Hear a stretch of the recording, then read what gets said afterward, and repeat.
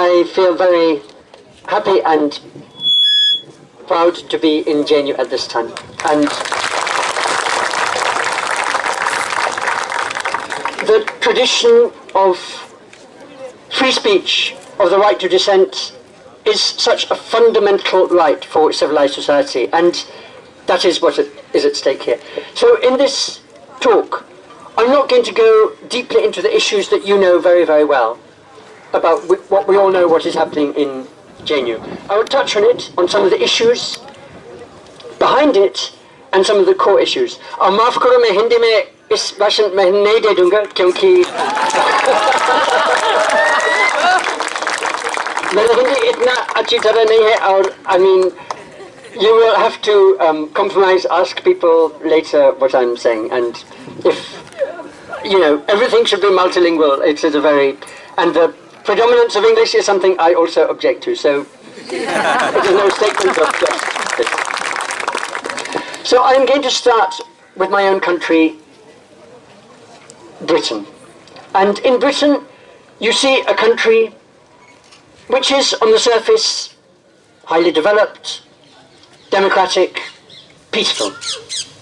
And in many ways it is, and there are very good people within government, within doing that. But, on the other hand, you see a foreign policy where Britain is joining with the US in so many anti-democratic wars and attempts at regime change in other countries.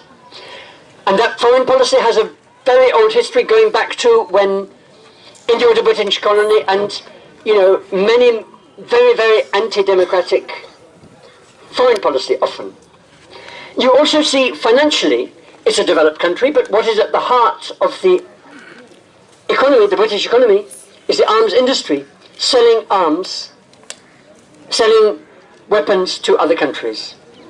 And the amount of corruption in that is unbelievable. So although, you know, it's easy to talk about corruption in this country, it's much harder in Britain, but actually in many ways Britain is the centre of world corruption. And it's surrounded by tax havens, which not only avoid tax, but they launder black money into legitimate money. So Britain has this squeaky clean image, but in many ways it is a very false image. But it's hard for people within the country to see that. And the same within US, which I'll come to more.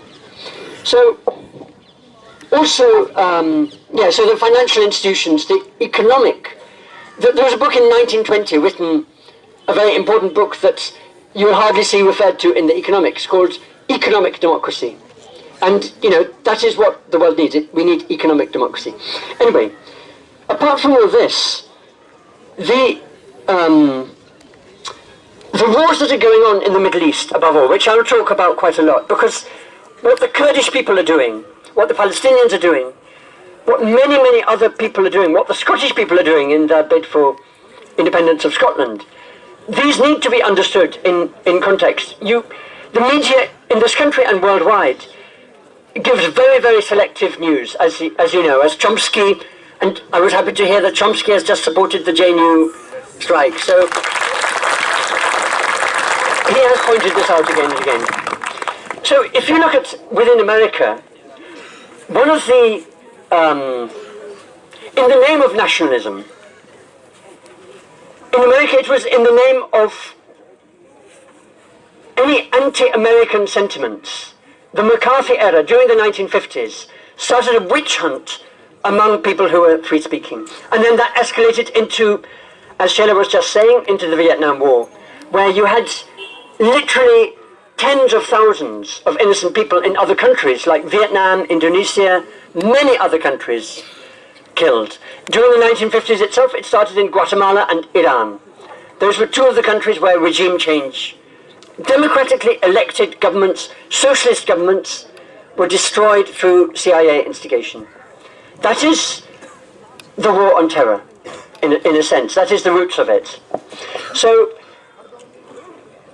in many of the Middle Eastern countries now, in Saudi Arabia, in Bahrain, Dubai, we all know Dubai is a nice country to go and get rich if you have the right job and things like that. But the suppression of dissent there is huge. And within Turkey, again, I will come to Turkey.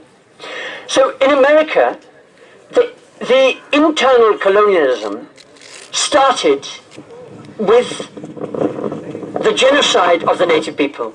America में भी कितना हजार आदिवासी थे और उनको genocide कैसे था? I mean, total genocide of so many tribal peoples, and then the cultural genocide through forced schooling of many of the children of those families. And you know, there's been no bigger crime against humanity than what's happened in America itself.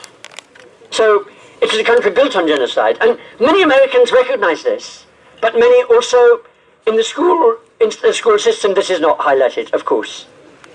So similarly within India, if you look at what's happening in the tribal areas, I'm an anthropologist by training. I'm a specialist.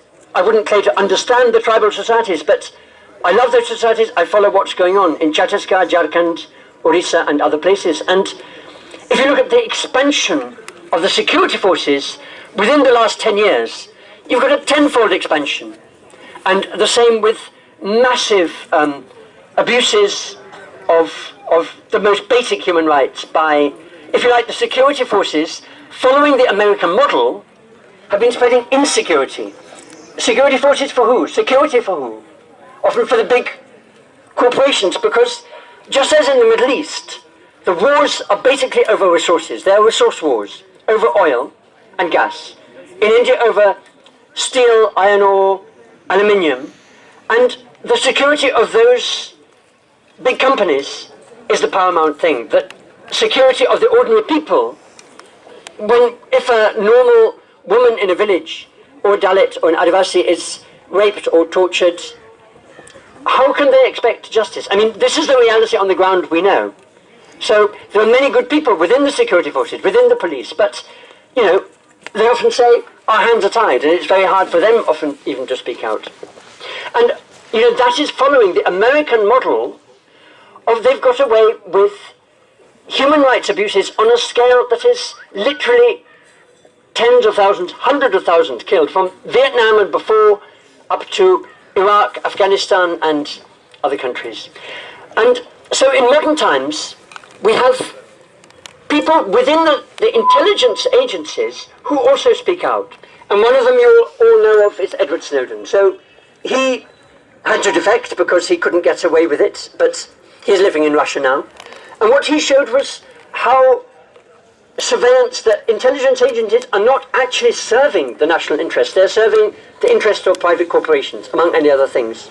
And during the Vietnam War, Dan Ellsberg was another, as it were, freedom fighter. I mean, he unfortunately probably took part in some of the genocide of the Vietnamese that Shella mentioned, but then he understood the extent of lying and falsehood and violence involved in the American war in Vietnam, and he brought out the Pentagon Papers. And you know, these are the history.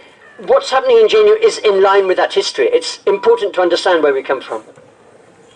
In India, if you like, the war on terror in India, or you can trace it. I mean, this history has been written in part, but you would start with the Telangana war, then you would go to Nehru sending the troops into Nagaland, and hundreds of human rights abuses that happened in the northeast, from then till Manipur now, and so on.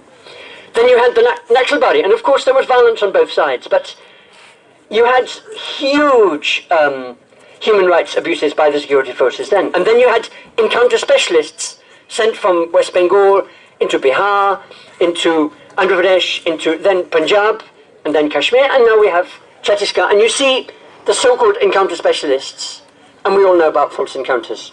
So, about what's happening in the internal colonialism here, you'll know about Salwa Judum and SPOs. And one of the things to understand about this model is it's a very old model. The British, when they first came in contact with tribal people, it was Paharia in Bihar. Then it was the Bhils, then it was the Khons in western eastern India. In each one, they trained a tribal militia to control the rest of the population. So, you know, SPOs is a model more than 200 years old in that sense. And it's a very, very old technique of control of subduing people who have a different culture, who have a different form of society. So I wanted to say too that in India there is a tradition of free thinking that is as old as recorded culture in this country. So, Buddha was a dissenter. He stepped out of line, as the basic story knows, and he used meditation, and the yogis also used meditation to confront one's own illusions, which is the same as the society illusions. That's what meditation is. It's to free the mind from the grip of maybe what Durkheim as a sociologist called collective representations. Free your mind from the general kind of simplistic thinking that is very often, I'm afraid, used by the media now. So, among other things, even in the Upanishads, they have students questioning their teachers. That is a model India has given the world. And then coming on, you have the freedom struggle, you have Ambedkar.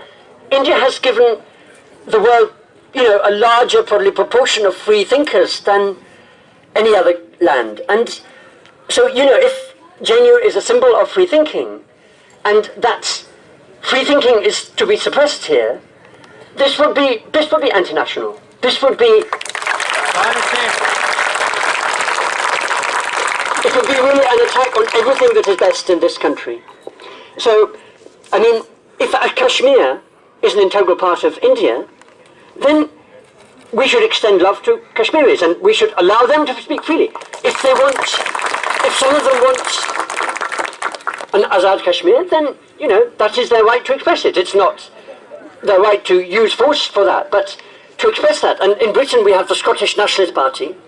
I myself am a member of Plaid Cymru, which is the Welsh Nationalist Party.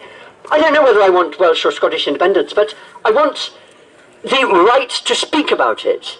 And, in Britain, we may not want the Scottish people to, we'd be very sad if they left us, but to talk about it. So, that is a fundamental right to me, and to have that labelled as sedition or anti-national is really, that is itself anti-national. So I want to mention what is happening in Turkey, because for the last 5 days, Turkish security forces have been shelling the Kurdish militias in North Syria, who are at the front line of fighting ISIS. Now, what is ISIS, and who are the Kurds, is something I want to go into a bit, because it is completely absent from the Indian media. It's 99% absent from the world media.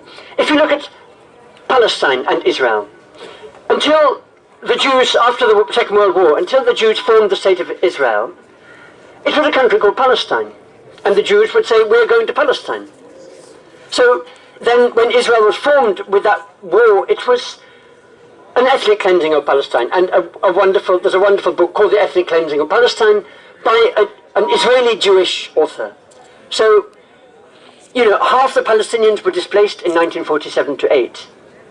So then, what is the country? Of course, as an Israeli, you have to love Israel, but are you allowed to love Palestine? That was the country before. What is a country is changed in many, many very complex ways, and we need to understand that when we say we love our country, and that is a very, very important value. But what we understand as our country and how we express our love, they are very important questions. So in Turkey, what has happened? You've had, in so many countries since the Second World War, people have listed them, and it's at least 60 countries, CIA instigated or supported regime changes. Since the 9/11 attacks in 2001, we know about the regime changes. Now the history of before that, another 60 countries, we're forgetting that history. It's a complicated history, and it's not in the history books because it's a controversial history by definition. Because every time the CIA, in Indonesia, in Iran, in Guatemala, in so many countries, they worked through conspiracies. Conspiracies was how they worked. So that is one of the fundamental things to understand. And when we say the war against terror, many people have said that is a contradictory phrase. Who is using terror? And you see, in every case, both sides are using terror. So you have high-tech terror by security forces against low-tech terror of those who are just caught up in outrage at the injustice. So, in Afghanistan, if you look at Afghanistan, you have the CIA-supported jihad through the ISI of Pakistan for years, and coming into modern times, you have so many Afghans killed by drone attacks. I mean, the number of Afghans, or Pakistanis too, who are just caught up in outrage at the double standards. And then you have Adivasis who are caught up in that outrage. If their sister has been raped and killed by a cop, then what can she do?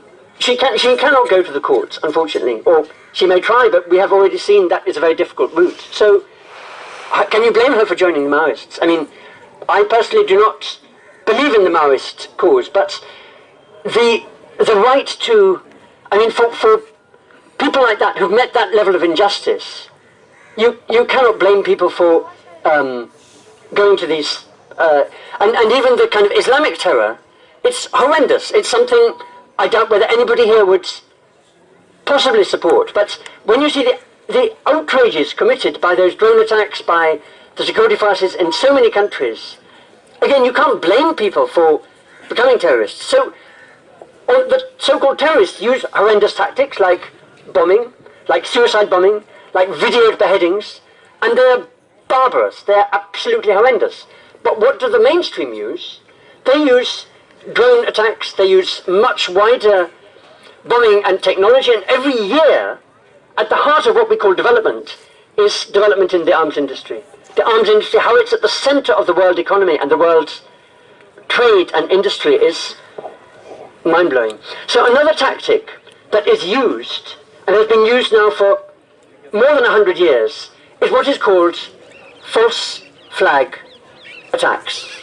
So I want to go into a bit, what is a false flag attack? If you look it up on Wikipedia or something, you would find a few uncontroversial examples. One would be when the Japanese were occupying China very violently in the 1930s, the so-called Manchuria railway attack in 1931. They made it seem like the Chinese had blown up a Japanese railway, and then they sent in the Japanese troops. Then in the Nazis, the National Socialist Party of Germany, when Hitler came to power in 1933, the Reichstag fire, they blamed it on the Jews and the communists. So then a huge clampdown happened after that. Second World War started through the so-called Gleiwitz attack, where German outposts on the border with Poland, the German media went there and pretended that Polish people had attacked them, and they dressed up dead Polish people in German uniforms and pretended these were dead Germans, and they photographed them, and that was the immediate cause of the invasion of Poland and the start of the Second World War. Those are false flag attacks, when things are not as they seem. And it's a violent attack, okay? So then you have some other much more controversial, much less accepted. Pearl Harbor in 1942, when America was attacked by the Japanese. I've read a wonderful book on very solid evidence that President Roosevelt and the elite in America, they knew that the Japanese were going to bomb the fleet, and they did not inform the commander of the fleet. They let it happen, because that's the only way that America could join the Second World War.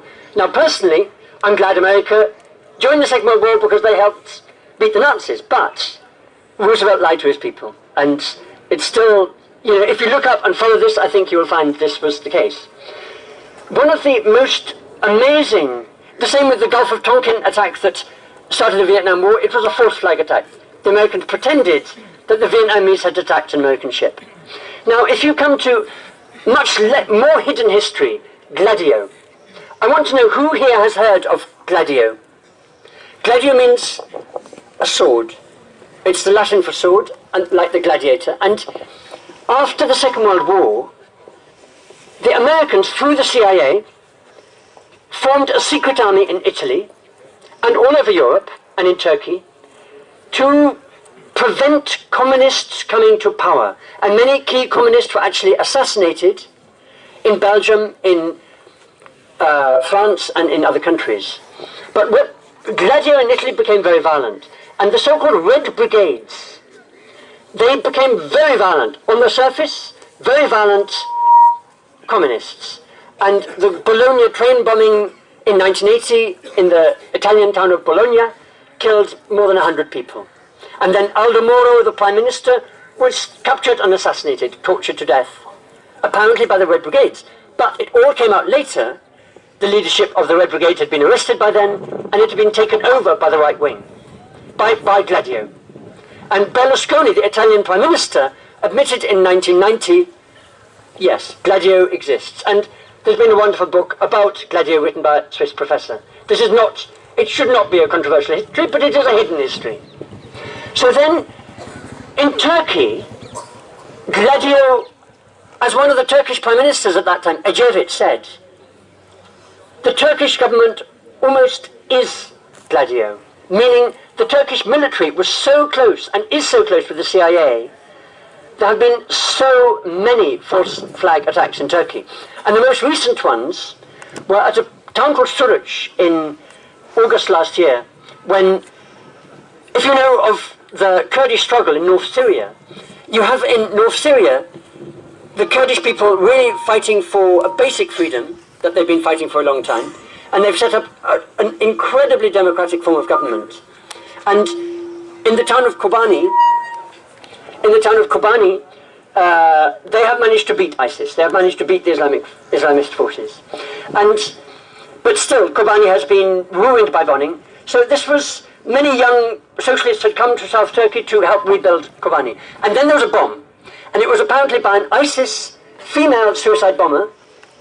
And she blew herself up in the middle of a gathering, and she killed about 100 young people who had come to help bring peace. And then a few weeks later, at the end of last year, you had in Ankara, in Turkish capital, a huge demonstration. Again, bombs killed many, many, many people.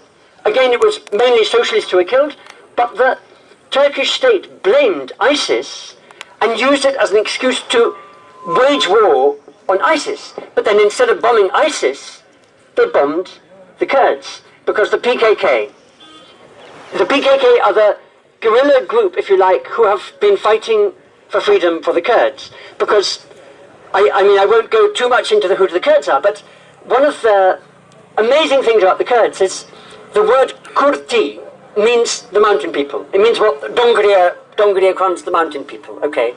So, it's a Sumerian word. The Kurds resisted incorporation into the Sumerian so-called civilization.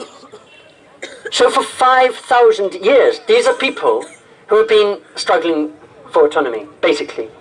And Abdullah Öcalan, one of the founders of the PKK, in jail, condemned to death, but still alive and still in jail in Turkey, has written half a dozen books that have been translated into English, which I think are very, very important books to understand and read. So one of the books is called Women's Liberation, Women's Revolution. And women are the primary oppressed class.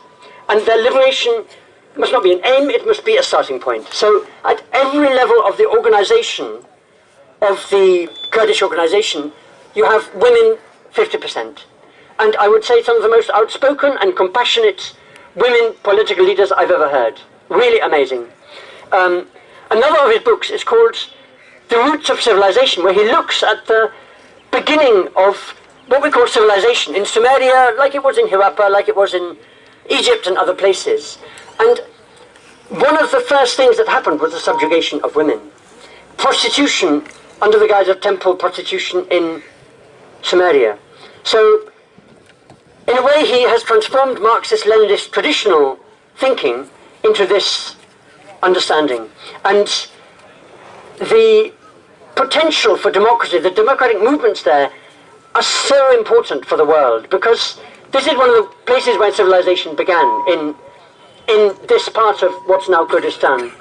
And we have to link up with them. It's, to me, I could not overemphasize that importance. So, okay, coming now to the, back to the false flag attacks. I've mentioned the ones in Turkey, but the biggest false flag attack, or what many of us believe was certainly in one way a false flag attack, was the 9/11 attacks. And this is almost like a heresy in America to say 9/11 was a false flag, but it's more and more said that 9/11 truth movement. So what does that mean? If you like, what happened on 9/11? Either the mainstream story is true, that planes driven by 19 hijackers went into the World Trade Center and so on, or the intelligence agencies knew about it before and let it happen, which there's a massive amount of evidence for that, or the whole thing was orchestrated by elements of maybe the super-nationalist Americans, what was called the Project for a New American Century, because one of the things they said, the PNAC said in 1999 in the manifesto, was America needs a new Pearl Harbor attack. That would give us an excuse to really promote American interests around the world. So as soon as the 9/11